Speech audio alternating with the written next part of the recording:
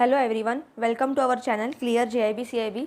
Students, आज का ये लेक्चर हमारा एबीएम का एडवांस बिजनेस मैनेजमेंट का lecture number unit module A unit 1 का पार्ट 4 है। इसमें हम अभी तक हमने क्या देखा कि जितने भी बेसिक कॉन्सेप्ट्स थे, जितने भी डेफिनेशन थे, क्यूमुलेटिव फ्रीक्वेंसी क्या होती है, क्लास इंटरवल क्या होता है, क्लास बाउंड्रीज क्या होती है, अलग अलग बेसिक फॉर्मूलेस देखे, क्या कॉन्सेप्ट होती है और कुछ बेसिक एग्जांपल्स भी देखे इंक्लूसिव टाइप, एक्सक्लूसिव टाइप के। तो ये लेक्चर में हम देखेंगे कि जो ये टॉपिक हमने अब तक बेसिक पढ़े उनके बेसिस पे कैसे कैसे सम्स एग्जाम में पूछे जा सकते हैं। तो ये लेक्चर फुल ऑफ न्यूमेरिकल्स रहेगा स्टूडेंट्स एंड थोड़े बहुत एमसीक्यूज़। सो अगर आप हमारे चैनल पे नए हो तो सब्सक्राइब कीजिएगा, बेल आइकन को प्रेस करना ना भूलिएगा ताकि सभी सब्जेक्ट के इंपॉर्टेंट वीडियोस आप तक पहुंच सके। कुछ भी डाउट रहेगा तो आप कमेंट सेक्शन में पूछ सकते हो। और अगर आप ये वीडियो पहली बार देख रहे हो तो आई वुड सजेस्ट, ये 4th पार्ट है, इसके पहले हमने 3 पार्ट्स डाले हैं यही यूनिट 1 के, तो आप वो पहले रिफ़र कीजिएगा। स्टूडेंट्स, आपको हमारे चैनल पर फ्री ऑफ कॉस्ट जो CIIB का न्यू एग्ज़ाम होने वाला है 2023 का, उसके लेक्चर्स मिलेंगे, ठीक है। सो आपको क्या करना है, सिर्फ सब्सक्राइब करना और बेल आइकन को प्रेस करना है ताकि जो important free of cost video आपको वर्ड टू वर्ड मिल रहे हैं चैप्टर वाइज, जिसको देख के आपकी फर्स्ट अटेम्प्ट में ये न्यू सिलेबस वाली CIIB की एग्ज़ाम क्लियर हो जाएगी। सो ये गारंटी है। सो आपको बने रहना है चैनल पे। So let us start. So students, first concept हम देखने वाले हैं न्यूमेरिकल्स में, वो है डिस्क्रीट फ्रीक्वेंसी डिस्ट्रीब्यूशन। देखते हैं क्या होता है डिस्क्रीट फ्रीक्वेंसी डिस्ट्रीब्यूशन। देखिए स्टूडेंट, डिस्क्रीट फ्रीक्वेंसी डिस्ट्रीब्यूशन में जो वेरिएबल है वो डिस्टिंक्ट वैल्यूज़ लेता है। मतलब आपको हम देखेंगे आगे टेबल में, जो टेबल फॉर्म रहेगा ना उसमें लेफ्ट साइड में क्लास इंटरवल्स में नहीं लिखना है, आपको एक सिंगल वैल्यू लिखनी है, जैसे कि आप यहाँ पे देख सकते हो। और सिंगल वैल्यू के बेसिस पे आपको फ्रीक्वेंसी लिखनी है, तो इसे कहते हैं डिस्क्रीट फ्रीक्वेंसी डिस्ट्रीब्यूशन। एग्जाम्पल देखते हैं। Survey has been conducted to know number of post graduates in 10 families at a random. Suppose एक सर्वे कंडक्ट किया गया जिसमें अलग अलग फैमिलीज़ में जाके सर्वे किया गया कि हर एक फैमिली में कितने पोस्ट ग्रेजुएट्स हैं। तो हर एक फैमिली का जैसे दरवाज़ा खटखटाया तो अलग अलग आंसर मिला। जैसे कि सपोज फर्स्ट डोर जो जिसने ओपन किया उन्होंने कहा कि हमारी फैमिली में एक भी पोस्ट ग्रेजुएट नहीं है, तो वहाँ से डेटा मिला 0। फिर अगले डोर पे गए, वहाँ पे पता चला कि वो फैमिली में 1 पर्सन पोस्ट ग्रेजुएट है। नेक्स्ट फैमिली में पता चला तो उनके तीनों बच्चे पोस्ट ग्रेजुएट है। नेक्स्ट फैमिली में पता चला सिर्फ एक ही जन पोस्ट ग्रेजुएट है।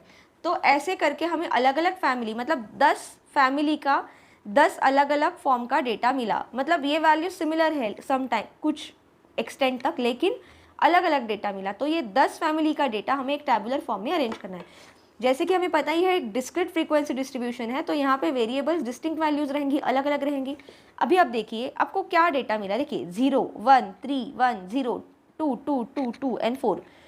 मतलब क्या है कि हर एक फैमिली में 0 से लेकर के 4 तक, 0 से लेकर के 4 तक अलग अलग लोग पोस्ट ग्रेजुएट है, अलग अलग नंबर ऑफ पोस्ट ग्रेजुएट है। तो हमारे डिस्टिंक्ट वैल्यू क्या आएंगे स्टूडेंट, 0 से स्टार्ट करके 4 तक, 0 1 2 3 4।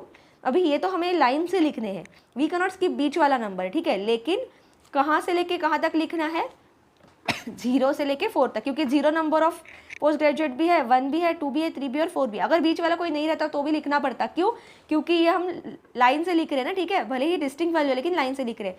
तो ये डेटा को कैसे क्लासीफाई करेंगे, this data can be classified into discrete frequency distribution. तो एक टेबल पहले तो ड्रॉ करेंगे, उसमें लेफ्ट कॉलम में लिखेंगे नंबर ऑफ पोस्ट ग्रेजुएट्स, उसे एक वेरिएबल दिया जैसे कि x, ठीक है, क्योंकि अलग अलग फैमिली में अलग अलग नंबर ऑफ पोस्ट ग्रेजुएट है, तो x दिया नंबर, ठीक है। तो देखिए अभी 0 का मतलब क्या है कि 0 नंबर ऑफ पोस्ट ग्रेजुएट, इसकी फ्रीक्वेंसी क्या है। फ्रीक्वेंसी मतलब मैंने आपको क्या बोला था students, it is number of occurrence, number of time, मतलब कितने फैमिली में 0 पोस्ट ग्रेजुएट है। तो ये डेटा हमें ऊपर क्वेश्चन से पता चलेगा। देखिए 0 एक यहाँ पे है और एक यहाँ पे, आगे नहीं है। तो ऐसी 2 फैमिली है जहाँ पे 0 नंबर ऑफ पोस्ट ग्रेजुएट्स है। यहाँ तक समझा। हमें क्या करना है बेसिकली स्टूडेंट्स, हमें फ्रीक्वेंसी फाइंड आउट करनी है। दिया क्या है, नंबर ऑफ पोस्ट ग्रेजुएट्स कितने हैं, कितने फैमिली में, 10 फैमिली में। तो लेफ्ट में क्या लिखा हमने, नंबर ऑफ पोस्ट ग्रेजुएट्स, और राइट में लिखा फ्रीक्वेंसी, मतलब कितने फैमिली में, ठीक है। तो 0 कितने हैं, 2 फैमिली में है, ठीक है, एज पर क्वेश्चन। तो यहाँ पे आएगा 2, 0 के सामने आएगा 2, 2 फैमिलीज में 0 नंबर ऑफ पोस्ट ग्रेजुएट्स है। नेक्स्ट क्या है 1। अभी 1 पोस्ट ग्रेजुएट कितने फैमिलीज में देखते हैं क्वेश्चन से, 1 2, यहाँ पे एक पहली बार एक यहाँ पे और एक यहाँ पे, आप बाकी कहीं नहीं दिख रहा, तो ऐसे 2 फैमिली है जहाँ पे सिंगल पोस्ट ग्रेजुएट है, तो 1 के आगे पे क्या आएगा स्टूडेंट्स 2। देन क्या है 2, 2 पोस्ट ग्रेजुएट कितने फैमिलीज में देखते हैं क्वेश्चन में, देखिए 1 2 3 4, 4 फैमिलीज ऐसी है, ठीक है स्टूडेंट्स, 4 फैमिलीज ऐसी है जिसमें 2 पोस्ट ग्रेजुएट्स है, तो 2 पोस्ट ग्रेजुएट्स की फ्रीक्वेंसी क्या आएगी वो फैमिली की 4, ठीक है। नेक्स्ट 3 पोस्ट ग्रेजुएट्स कितने फैमिली में है, देखिए कितने फैमिलीज में है, देखिए 1, एक पहला तो 3 मिला, आगे कुछ है नहीं, इसका मतलब सिर्फ एक ही ऐसी फैमिली है गाइज इसमें जिसमें 3 पोस्ट ग्रेजुएट्स है, ओके, जिसमें 3 पोस्ट ग्रेजुएट्स है, तो यहाँ पे 3 के सामने क्या आएगा 1, तो ऐसे एक सिंगल ही फैमिली जिसमें 3 पोस्ट ग्रेजुएट्स है। 4 नंबर ऑफ पोस्ट ग्रेजुएट्स कितने फैमिली में देखते हैं, नंबर ऑफ अकरेंस कितना है 4 का, कितने फैमिली में 4 है, ओनली 1, ठीक है, तो 4 पोस्ट ग्रेजुएट्स होने वाली एक ही फैमिली है, ओके स्टूडेंट्स, तो इसीलिए एक ही फैमिली है तो फ्रीक्वेंसी क्या आएगी 1। यहाँ तक आपको समझा? Any doubt till here? If you have any doubt you can ask in comment section. तो students basically discrete frequency distribution में हम क्या कर रहे हैं, जो डेटा दिया है उसे एक टैबुलर फॉर्म में लिख रहे हैं, जैसे कि जो भी आपको क्लास दिया है, जो भी आपको एक वेरिएबल दिया है और दूसरा है फ्रीक्वेंसी, राइट साइड में हमेशा फ्रीक्वेंसी आएगी, लेफ्ट में क्लास आएगा। यहाँ पे क्लास इंटरवल नहीं आ रहा है, सिंगल डिस्टिंक्ट वैल्यू आ रही है, क्यों? क्योंकि यहाँ पे हम क्या कर रहे हैं, डिस्क्रीट फ्रीक्वेंसी डिस्ट्रीब्यूशन, डिस्क्रीट मतलब डिफरेंट, ठीक है, डिस्टिंक्ट वैल्यू वाला, ओके। तो ये समझा student, this is very easy, आपको सिर्फ समझना, ये हमने स्कूल टाइम में भी पढ़ा है, बट यहाँ पे रिविजन के फॉर्म में आप समझ लीजिएगा, ठीक है।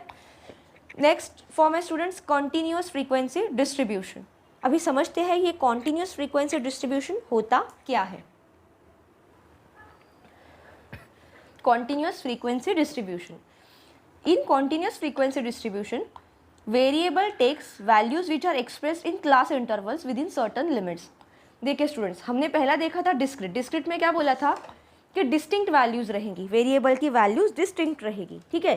तो यहाँ पे उसका उल्टा है, कॉन्टिन्यूअस में क्या है, आपको नाम से पता चल रहा होगा, कॉन्टिन्यूअस मतलब एक कॉन्टिन्यूटी में होनी चाहिए, तो यहाँ पे बेसिकली कॉन्टिन्यूटी में क्या रहता है, क्लास इंटरवल्स, ठीक है। तो ये फ्रीक्वेंसी में जो लेफ्ट कॉलम आएगा, जो यहाँ पे हमने सिंगल वैल्यू लिया, तो यहाँ पे ऐसे क्लास इंटरवल के फॉर्म्स में लिखना पड़ेगा, ठीक है।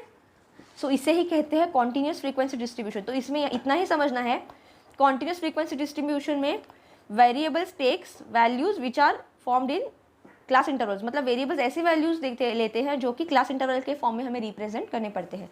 आइए एक क्वेश्चन सॉल्व करते हैं, आपके दिमाग में आइडिया क्लियर हो जाएगी ये क्या बोलना चाह रहे हैं। Marks obtained by 20 students in an exam for 50 marks.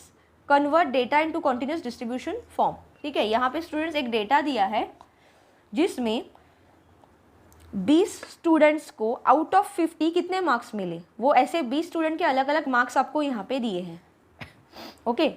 क्या दिया है, 20 स्टूडेंट के मार्क्स है, मतलब 20 मार्क्स रहेंगे अलग अलग, आउट ऑफ कितने 50, तो 50 टोटल मार्क्स 50 है, उसमें से वो 20 स्टूडेंट्स को कितने मार्क्स मिले उसका डेटा दिया है। यहाँ तक समझा, this was question.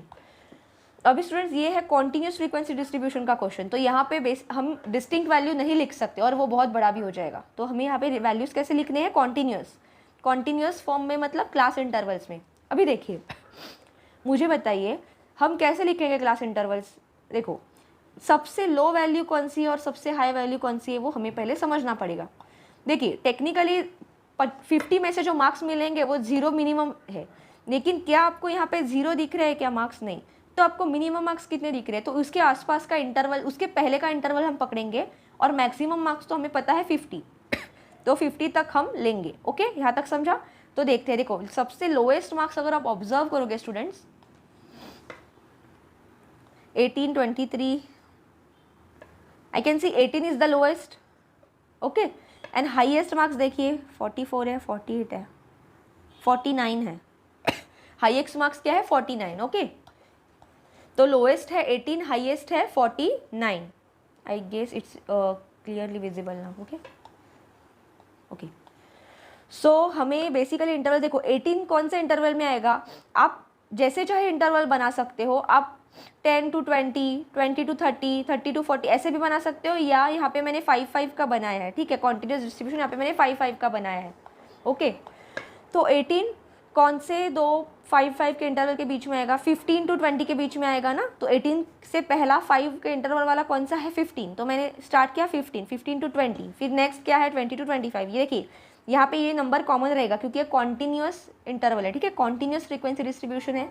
Okay, exclusive वाला जो हम टाइप पढ़ते थे, यहाँ पे आपको एक्सक्लूसिव ध्यान में नहीं रखना है, लेकिन एक्सक्लूसिव टाइप में कैसे हम ये नंबर कॉमन लिखते थे ना, वैसे ही फॉर्म में लिखना है, ठीक है। तो 15 to 20, 20 to 25, 25 to 30, 30, 35, 5 का गैप से हम इंटरवल्स लिख रहे हैं, फ्रॉम 15 to 50, 50, यहाँ तक समझा। क्यों 50? क्योंकि हाईएस्ट नंबर क्या है 49, ठीक है, और लोएस्ट क्या है 18। तो अगर मैं 0 से स्टार्ट करती हूँ तो मुझे पता है उसकी फ्रीक्वेंसी 0 ही आएगी ना, क्योंकि 0 to 5, 5 to 10, 10 to 15 के बीच में किसी के भी मार्क्स नहीं है, तो वो फ्रीक्वेंसी तो 0 ही आएगी। तो स्टार्ट बेसिकली कहाँ से हो रहा है 18 से, इसीलिए स्टार्ट मैं कर रही हूँ 15। ओके, 18 के पहले वाला 5-5 के इंटरवल वाला number. Okay, so let us start कि कैसे फ्रीक्वेंसी कैलकुलेट करके लिखनी है। देखिए स्टूडेंट, मुझे अभी क्या देखना है, 15 to 20 के बीच में कितने जन के मार्क्स है। Let us check. देखो 18 है मतलब 1, ये एक पर्सन स्टूडेंट हुआ जिसके मार्क 18 है, और किसी के है क्या 23, 28, 29, 44। इफ़ यू ऑब्जर्व किसी के भी नहीं है। 15 से 20 के होने वाले मार्क्स सिर्फ एक पर्सन के, एक स्टूडेंट के, वो है 18। इसीलिए 15 to 20 की फ्रीक्वेंसी क्या आएगी 1। यहाँ तक समझा? Any doubt till here? 15 से 20 तक के मार्क्स होने वाला स्टूडेंट सिर्फ एक ही है, तो उसकी फ्रीक्वेंसी आएगी 1। ओनली 1 पर्सन ही इज देयर, एक ही आएगी फ्रीक्वेंसी। नेक्स्ट है 20 to 25। 20 से 25 के बीच में कितने स्टूडेंट, देखिए जो हुआ है ना उसको मैं कैंसिल करती हूँ स्टूडेंट, ताकि आपको क्लैरिफाई हो जाएगा कि कैसे हमने कर रहे हैं हम यहाँ पे। देखिए 18 को मैंने कैंसिल किया क्योंकि हमारा वो हो गया है। नेक्स्ट है 20 से 25। ऐसे कितने स्टूडेंट्स हैं जिनके मार्क्स 20 से 25 के बीच में, देखिए 23, यस, पहला है 23, 28 नहीं आएगा, 29 नहीं आएगा, हमें 20 से 25 के बीच वाला स्लॉट देखना है। 33, 32, 34, 24, यस, दूसरा नंबर मिला 24, देन 29, 32, 39, 49, 27, नहीं, बस हमें कितने नंबर मिले स्टूडेंट्स, दो। कौन से, 23 और 24, 23 और 24, दो ही ऐसे स्टूडेंट्स हैं जिनके मार्क्स 20 से 25 के मार्क्स के बीच में रेंज करें। और क्या मार्क्स है 23 और 24, तो मैं इसकी फ्रीक्वेंसी क्या लिखूंगी स्टूडेंट्स 2, राइट। क्यों 2? क्योंकि दो ही ऐसे स्टूडेंट हैं जिनके मार्क्स 20 से 25 के बीच में है। अभी जैसे ही मेरा ये हुआ मैं यहाँ पे कट कर रही हूँ ताकि आपको समझने में आसानी हो, आप विदाउट कटिंग भी कर सकते हो। नेक्स्ट है 25 से लेकर 30। अभी देखना है कितने जन के मार्क्स 25 से 30 के बीच में है। देखिए 28, यस 28 है, 29 भी है, हमें 25 से 30 का रेंज याद रखना है। 28, 29, देन अगेन 28 मिला, मुझे लगता है इसी रेंज में बहुत ज़्यादा है। 29 अगेन और एक 29 मिला, 27 मिला, अगेन 28, अगेन 29। तो ऐसे कई सारे बच्चे हैं जिनके मार्क्स 25 से 30 के बीच में। स्टूडेंट्स कितने, देखो एक 28 वाला, 1, 2, 3, 4, 5, 6, 7, कितने स्टूडेंट्स हैं ऐसे, 7 स्टूडेंट्स हैं। तो मेरी फ्रीक्वेंसी क्या आएगी 25 to 30 की वाली 7, मतलब 7 बच्चे ऐसे हैं जिनके मार्क्स 25 से लेकर 30 के बीच में है। अगली फ्रीक्वेंसी क्या स्टूडेंट, अगला मार्क्स का रेंज क्या है 30 से लेकर 35। तो मुझे देखना है ऐसे कितने बच्चे हैं जिनके मार्क्स 30 से 35 के बीच में आते हैं। Late us check. 30 से लेकर 35 मुझे याद रखना है। देखिए पहला आया 33, यस, नेक्स्ट आया 32, यस, 1, 2, ठीक है। नेक्स्ट देखिए 32, यस, 32 के भी है, 30 से 35 के बीच में मुझे चाहिए। 39, 49 नहीं आएगा, 33, यस। तो देखिए मुझे कितने मिले स्टूडेंट्स, एक तो 33 है, देन 32, एंड मतलब 1, 2, 3 और 4। तो मुझे ऐसे 4 स्टूडेंट्स मिले गाइस जहाँ पे जिनके मार्क्स की रेंज 30 से लेकर 35 के बीच में। तो मेरी यहाँ पे फ्रीक्वेंसी क्या आएगी 4। ओके, और मेरा जैसे ही काम होता है मैं उनको कैंसिल करती हूँ ताकि मुझे आगे के फ्रीक्वेंसी के स्टूडेंट्स देखने में आसानी हो। नेक्स्ट रेंज क्या है स्टूडेंट्स, 35 से लेकर 40 तक। ऐसे कितने स्टूडेंट्स हैं जिनके मार्क्स 35 से 40 तक के हैं, देखते हैं। 35 to 40 का रेंज आपको दिमाग में फिट करना है। देखिए फर्स्ट है 39, 35 से 40 वाला पहला कौन आता है 39, ओके। देन नेक्स्ट 42 तो नहीं है, मतलब एक ही ऐसा स्टूडेंट है जिसके मार्क्स 35 से 40 के बीच में। कितना है स्टूडेंट, ओनली 1। तो मेरी यहाँ की फ्रीक्वेंसी क्या आएगी 35 से 40 मार्क्स होने वाले स्टूडेंट 1, ओनली 1, ठीक है। नेक्स्ट क्या है 40 से लेकर 45। तो ऐसे कितने स्टूडेंट्स है 40 से लेकर 45 फ्रीक्वेंसी वाले, लेट अस सी। देखिए पहला है 44, यस, 48 तो बड़ा है, 43, यस, मतलब ये फर्स्ट, ये सेकेंड, 49 भी बड़ा है, 42, यस, थर्ड, ठीक है। तो मुझे कितने मिले 40 से 45 के बीच में, 1 44 वाला, देन 2 43 वाला, ओके, एंड 3, ठीक है। 1, आई नो थोड़ा ये लग रहा है, मतलब सभी कैंसिल किए जैसे ही लग रहा है। 1 2 एंड 3, तो मेरी 40 से 45 के बीच में होने वाले स्टूडेंट्स की फ्रीक्वेंसी क्या है गाइस? 3। ऐसे 3 बच्चे हैं जिनके मार्क्स है 40 से 45 के बीच में, और मेरा आखिरी अभी क्लास इंटरवल क्या है? 45 से 50। तो मुझे देखना है कितने बच्चों को 45 से 50 के बीच में मार्क्स मिले हैं। सो अभी तो जो बच्चे हैं ऑब्वियसली वही आएंगे, बाकी सब तो हमने कैंसिल कर दिए ना। ओके, तो देखो 48 बच्चा है और कौन सा नंबर बचा है? 49। तो सिर्फ 2 जन अभी ऐसे हैं बच्चे स्टूडेंट्स जिनके मार्क्स ये रेंज में बैठ रहे 45 से 50। तो यहाँ की फ्रीक्वेंसी क्या आएगी गाइस? 2। ठीक है, यहाँ तक समझा?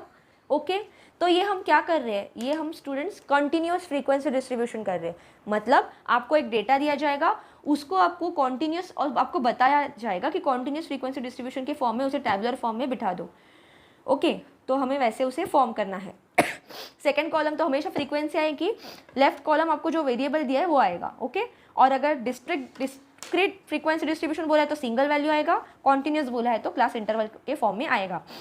अभी आप पे है कि आप कैसे फॉर्म में लिखते हो, ये मैंने आपको समझाने के लिए लिखा। एग्जाम में आपको बता दिया जाएगा कि आपको कैसे क्लास, अगर वो क्लास इंटरवल से रिगार्डिंग क्वेश्चन पूछते हैं तो वो आपको इंटरवल बताएंगे कि इतना इतने का इंटरवल है। ओके, चलिए आगे बढ़ते हैं। ये मैंने बोला है स्टूडेंट्स, हमारा लेक्चर फुल ऑफ न्यूमेरिकल्स है। अभी तक हमने जितने भी कॉन्सेप्ट पढ़े हैं वो सब पे बेस्ड, जितने भी टाइप के क्वेश्चंस आ सकते हैं एग्जाम में आएंगे वो सब पे बेसिस है। ठीक है, it's purely statistics. Question number 3, number of children पर फैमिली फॉर 25 फैमिलीज। तो आपको यहाँ पे डेटा दिया है 25 फैमिलीज में कितने बच्चे हैं हर एक फैमिली में। ठीक है, सो आपको प्रिपेयर क्या करना है? Prepare frequency distribution of number of children से variable X taking distinct values. Yes, this is important.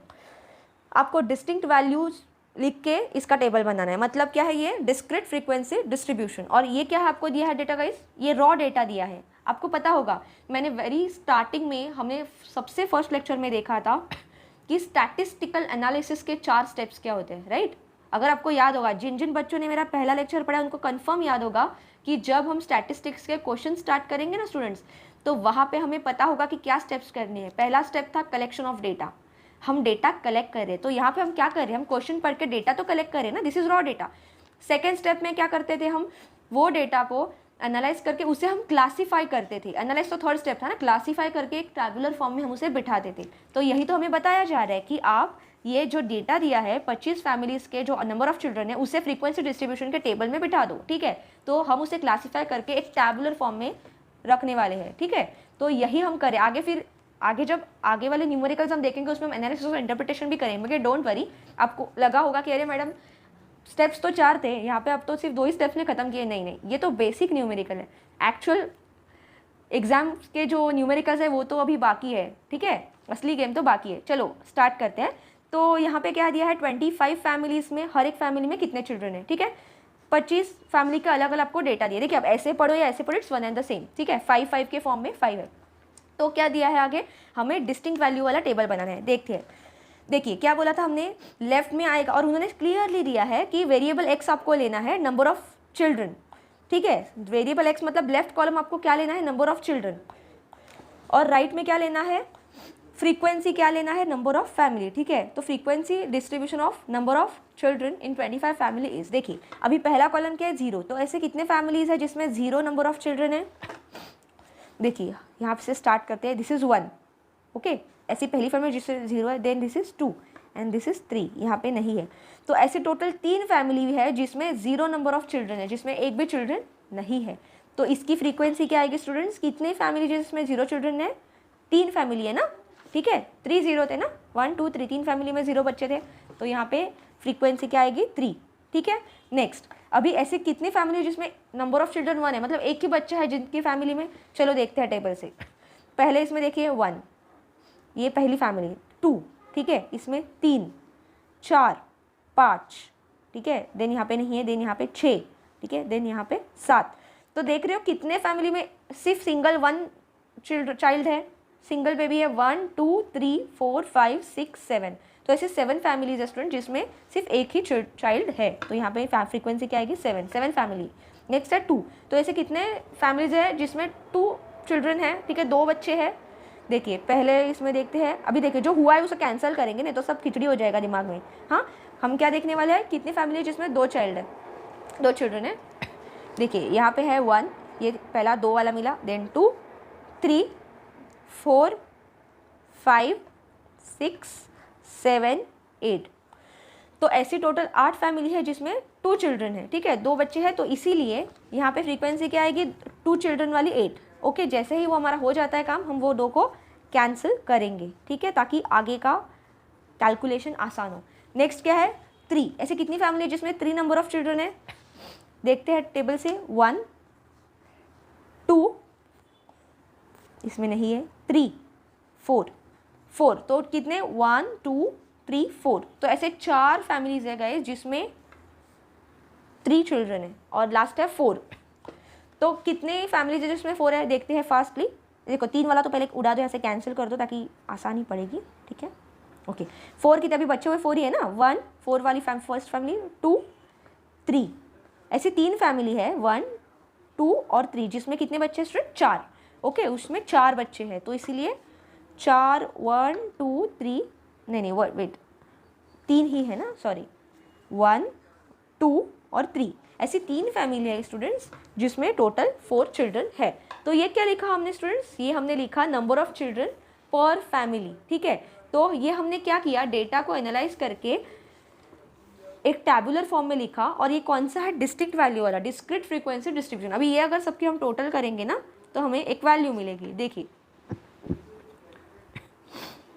10 12 12 15 25, okay 25, ये क्या है, 25 फैमिली ही तो है ना। देखिए यहाँ पे आपको डेटा दिया था 25 अलग अलग फैमिलीज़ का, ठीक है, उसमें से अलग अलग कितने फैमिली में कितने बच्चे वो हमने देखे, तो टोटल आया 25। ओके, आगे देखते हैं। यहाँ तक कुछ डाउट रहेगा तो आप कमेंट सेक्शन में पूछ सकते हो स्टूडेंट्स। देखिए अगला क्वेश्चन है, for the frequency distribution prepare cumulative frequency distribution for less than and greater than type. Okay, तो ये एक नेक्स्ट थोड़ा सा वर्जन वाला क्वेश्चन है। अभी यहाँ तक हम क्या देख रहे थे, सिंगल टेबल कैसे फॉर्म करना है। अभी आगे देखेंगे कि टेबल के आगे भी है, वो है less than and greater than cumulative frequency distribution. देखिए यहाँ पे आपको दिया है डेटा, इसका क्यूमुलेटिव फ्रीक्वेंसी फाइंड आउट करा है, यही मैंने एज इट इज़ यहाँ पे लिखा है ताकि आपको थोड़ा सिखाने में आसानी हो।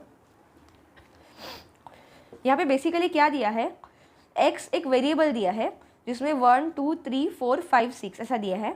यहाँ पे आप कुछ भी पकड़ सकते हो, जैसे कि पहले क्वेश्चन में हमने देखा था नंबर ऑफ चिल्ड्रन, तो आप x को नंबर ऑफ चिल्ड्रन पकड़ सकते हो, या मार्क्स पकड़ सकते हो, या you know people having this many homes पकड़ सकते हो, ये थोड़ा रेयर हो जाएगा फिर भी, या कुछ भी। आप x एक क्या है, एक बेसिकली एक वेरिएबल है, आप x को एक वेरिएबल पकड़ सकते हो, और f क्या है, उसकी फ्रीक्वेंसी की उतनी चीज़ें कितने लोगों के पास है, ठीक है। फ्रीक्वेंसी मतलब 1 की 5 है, 2 की 7 है, 3 की 15 है। ये टेबल बेसिकली क्या है स्टूडेंट, ऐसा ही है। देखिए यहाँ पे ये हमने ऐसा लिखा स्टैंडिंग फॉर्मेट में, अगर इसको मैं स्लीपिंग फॉर्मेट में लिख दूँ तो ये ऐसा दिखेगा, ठीक है। यहाँ पे सिर्फ आपको कुछ x के वेरिएबल नहीं दिया है कि x क्या है, आप कैसे भी अज्यूम कर सकते हो, लेकिन आपको यहाँ पे समझना इंपॉर्टेंट है, x वेरिएबल है और ये हर एक वेरिएबल की ये अलग अलग फ्रीक्वेंसी है। 1 की 5 है, 2 की 7 है, 3 की 15 है। फ्रीक्वेंसी मतलब time of occurrence, number of occurrence, ठीक है।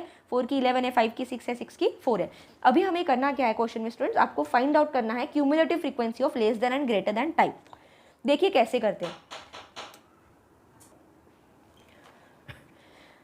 तो देखते हैं कि कैसे इसको कैलकुलेट करना है students, cumulative frequency distribution of less than and greater than type. Okay, देखिए मैंने बेसिकली अभी क्या किया है, ये मुझे ऐसे हॉरिजॉन्टल फॉर्मेट में दिया है ना, मैंने इसी टेबल को यहाँ पे वर्टिकल फॉर्मेट में लिखा है ताकि आपको समझने में भी आसानी हो और कैलकुलेशन में भी, ठीक है। आपको भी ऐसे ही करना है, ठीक है। एक्स वेरिएबल मैंने यहाँ पे लिखा और उसकी फ्रीक्वेंसी 1 से लेके 6 तक मैंने यहाँ पे लिखी, ठीक है। ओके, देखिए अभी कैसे करते हैं।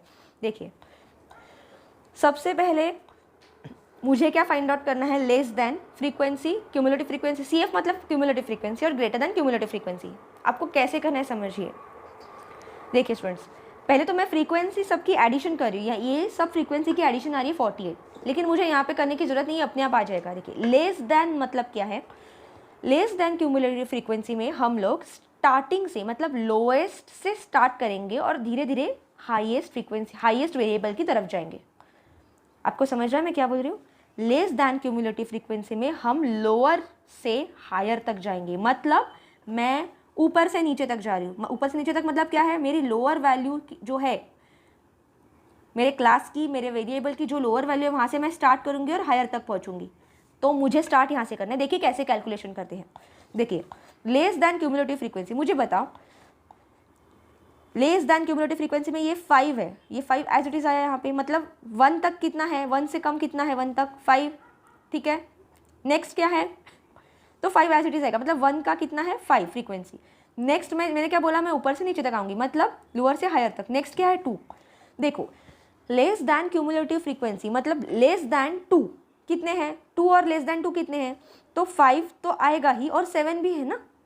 2 और 2 से कम कितने हैं, एक तो 7 है और 5 भी तो आएगा, लेस दैन 2 में 5 भी आएगा और 7 भी आएगा, ठीक है। तो मैं 5 + 7 12 करूँगी, यहाँ तक समझा।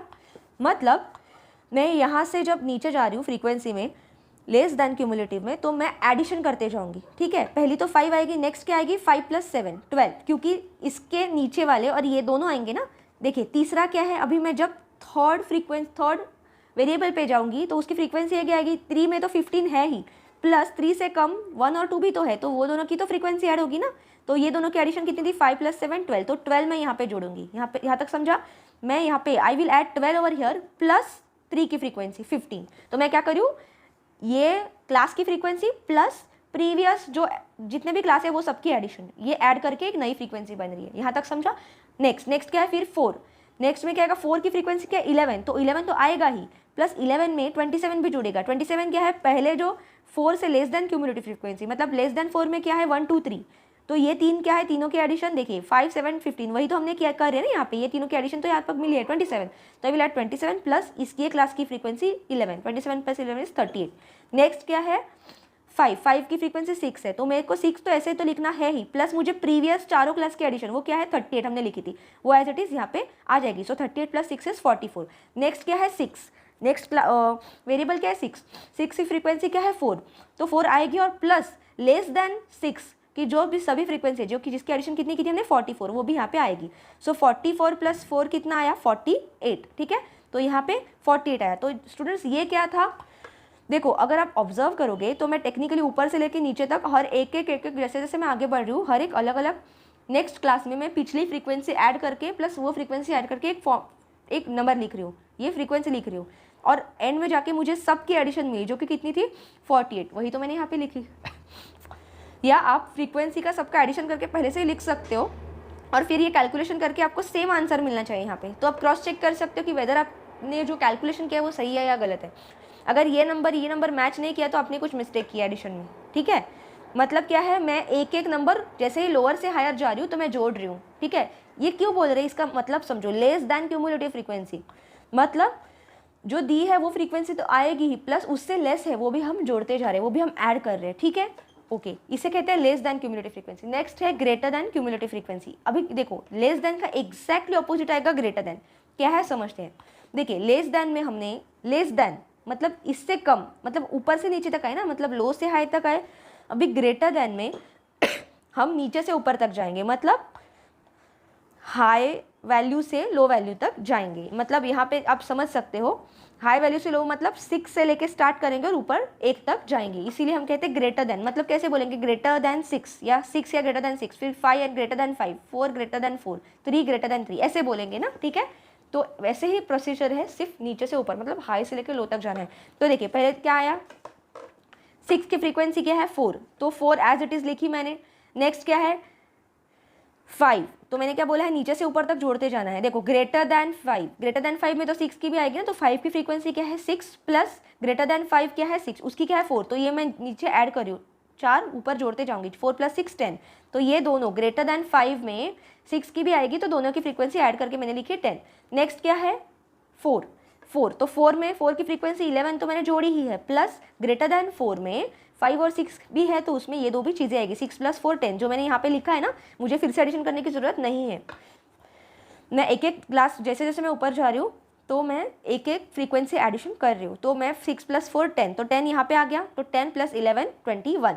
नेक्स्ट क्या है 3 की फ्रीक्वेंसी क्या है 15, और पहले सबकी एडिशन ग्रेटर दैन 3 क्या है 4 5 6 भी है ना, तो उसमें 21, ये तीनों की फ्रीक्वेंसी की एडिशन क्या थी 21, वो भी आ जाएगा। तो 21 + 15 कितना है 36, ठीक है। नेक्स्ट क्या है 2 की फ्रीक्वेंसी क्या है 7 में प्लस ग्रेटर देन 2 में ये सब नंबर की भी फ्रीक्वेंसी आएगी ना, ग्रेटर देन 2 में 3 4 5 भी है, 3 4 5 6, तो सभी की फ्रीक्वेंसी ऐड कर देंगे। क्या है एडिशन बाकी की फ्रीक्वेंसी की 36, तो 36 यहाँ पे ऐड किया, 36 + 7 = 43। और अगेन फिर जैसे हाई टू लो गए, लास्ट नंबर है अपना 1, लास्ट वेरिएबल है 1 की फ्रीक्वेंसी है 5, तो 5 और ग्रेटर देन 1 में क्या आते हैं 2 3 4 5 6 सभी आते हैं। तो 5 से में ये सभी की फ्रीक्वेंसी जोड़ेंगे, क्या थी एडिशन फ्रीक्वेंसी इसकी 43, तो 43 ऐड करेंगे, ठीक है। 43 + 5 है 48। यहाँ पे भी आपको सेम वैल्यू मिली स्टूडेंट, क्या है 48, वैल्यू वही मिली है ना 48 क्या था टोटल फ्रीक्वेंसी, मतलब मैच की ना हमारी, इसका मतलब हमारा आंसर करेक्ट है। यहाँ तक समझा। यहाँ पे हम हाई वैल्यू से लो वैल्यू तक जा रहे हैं और यहाँ पे लो वैल्यू से हाई वैल्यू तक जा रहे हैं। ओके, यहाँ तक समझा students. Any doubt till here? अगर आपको कुछ भी डाउट रहेगा आप कमेंट सेक्शन में पूछ सकते हो। ये बहुत आसान है, ऐसे सिमिलर क्वेश्चन हमने स्कूल टाइम में किए हैं, लेकिन यहाँ पे आपको समझ के लेना इंपॉर्टेंट है स्टूडेंट्स, क्योंकि इसी के बेसिस पे हम आगे हाई लेवल क्वेश्चंस देखेंगे, ठीक है। तो यहाँ पे basically student less than cumulative frequency हम क्या कर रहे हैं, फिर से एक बार रिवाइज करते हैं, क्योंकि इसी को यूज करके और आगे न्यू कॉन्सेप्ट पे जाना है। लेस देन क्यूमुलेटिव फ्रीक्वेंसी पे हम क्या करें स्टूडेंट, लो से लेके हाई तक, ऊपर से नीचे तक आए रहे, तो ऊपर से नीचे तक हम एक एक की फ्रीक्वेंसी जोड़ते जाएंगे और एडिशन करते जाएंगे, लास्ट में हमें टोटल फ्रीक्वेंसी मिलेगी। और ग्रेटर देन क्यूमुलेटिव फ्रीक्वेंसी हम क्या करें स्टूडेंट, हम हाई से लेके लो तक जा रहे हैं। हाई से लेके लो तक मतलब ग्रेटर देन, मतलब नीचे से लेके ऊपर तक जा रहे हैं, तो नीचे से लेके ऊपर तक हर एक की फ्रीक्वेंसी हम जोड़ते जाएंगे और यहाँ पे हमें ऊपर आंसर वही मिलेगा, टोटल फ्रीक्वेंसी दैट इज 48। तो यहाँ पे हमारे ये दोनों आंसर सेम होने चाहिए, विच इज 48, लेकिन यहाँ पे हम ऊपर से नीचे आ रहे हैं, लेस देन में मतलब लो से हाई, और ग्रेटर देन में नीचे से ऊपर मतलब हाई से लो। यहाँ तक समझा students? If any doubt till here आप कमेंट सेक्शन में पूछ। Students, this was our video regarding questions, basic questions of module A unit 1 part 4 of ABM। Students, ये लेक्चर में हमने देखे फर्स्ट 4 न्यूमेरिकल्स, आगे भी क्वेश्चंस है लेकिन ड्यू टू टाइम कंस्ट्रेंट वो हम नेक्स्ट लेक्चर में कवर करेंगे, ठीक है। आगे भी है न्यूमेरिकल्स और कुछ MCQs है, तो हम नेक्स्ट लेक्चर में वो कवर करेंगे, बहुत ही जल्द आपके पास वो लेक्चर आ जाएगा स्टूडेंट्स। तो बने रहिएगा हमारे चैनल पे। अगर आपको कुछ भी डाउट है regarding in this lecture ABM में तो आप पूछ सकते हो कमेंट सेक्शन में, ठीक है, आपके डाउट सॉल्व कर दिए जाएंगे। सेकेंडली, हमारे चैनल पे स्टूडेंट्स आपको फ्री ऑफ कॉस्ट CIIB के जो न्यू सब्जेक्ट्स है, ओल्ड सब्जेक्ट्स है, वो सभी के chapter wise word to word explanation with conceptual clarity lectures मिल रहे हैं, ताकि आपकी फर्स्ट अटेम्प्ट में ही CIIB की एग्जाम क्लियर हो मैक्सिमम बच्चों की। ये हमारा मिशन है, तो आपको अपने मैक्सिमम दोस्तों के साथ शेयर करना है ये वीडियो, ये चैनल, और आपको सब्सक्राइब करना है, बेल आइकन प्रेस करना, ताकि सभी इंपॉर्टेंट वीडियोस आप तक पहुंच सके। और I want to suggest one thing student, कि आप जितने भी वीडियोस देख रहे हो ना, वो स्टार्टिंग से देखिएगा। बीच में अगर कोई पार्ट चालू करते हो तो आपको समझेगा नहीं उसका कॉन्सेप्ट क्या है। तो आप अगर कोई भी सब्जेक्ट का कोई भी टॉपिक चैप्टर का वीडियो पार्ट 1 से लेके स्टार्ट करोगे ना, तो आपकी कॉन्सेप्ट भी क्लियर रहेगा और आपको समझेगा मैं आगे के वीडियो में क्या समझा रही हूँ, ठीक है। So thank you students for watching our video.